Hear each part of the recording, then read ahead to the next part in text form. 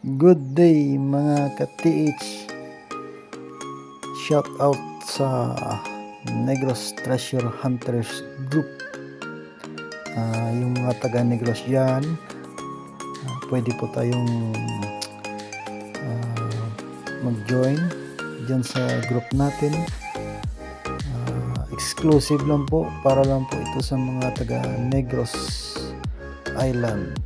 So ano bang iniintay nyo mga ka-TH from Negros? Join na kayo. So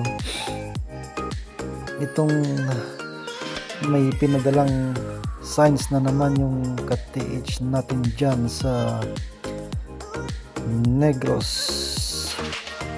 So makikita ninyo no na napakarami talagang mga signs dyan sa Negros, lalo na sa kabundukan dyan. Alam naman natin na yung pinaka last na recorded war ng World War II, Japs versus American. So nandyan po sa Silay, sa Patag. So madami din pong mga Japs na nagputa dyan. So umpisahan po natin itong pinadala ng ating ka-TH from Negros. Ito po isang face marker.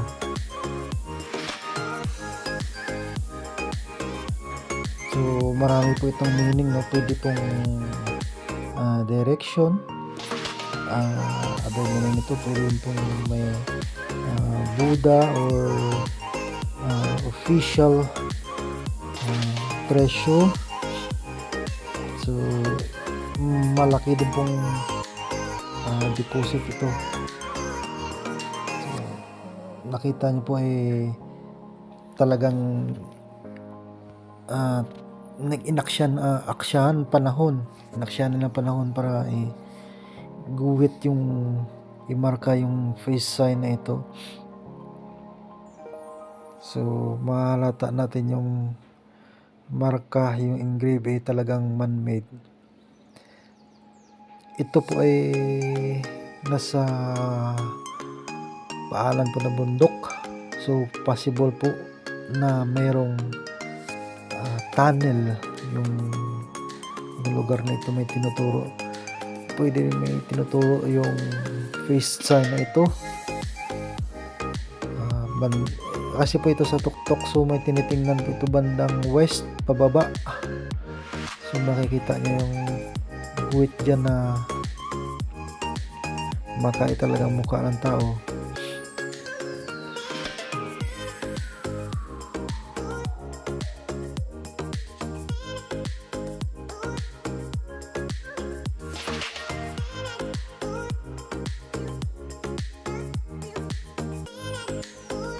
So ayan po mga ka-TH, nilagyan na natin ng kompas yung going west.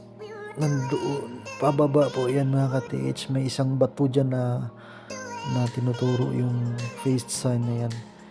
Sulong bato lang po yan po mga ka-TH. Makikita nyo mayroong legit na mga marka, tsaka makikita nyo po yung gilid nyan naka-slice. Yan, may slice po, may boundary siya. So meaning yan, posibleng nasa gilid yung tunnel or item na. So may marka din po yung box. So ibig sabihin merong binoon dyan sa ilalim na boxes. So yun po, may boundary. So yan po yung possible na target ng digging spot. So kailangan na po natin yan i-test dig. Titingnan natin kung mayroong mga HTM na makukuha dyan sa spot na yan, para ma-confirm natin na yan talaga yung digging spot.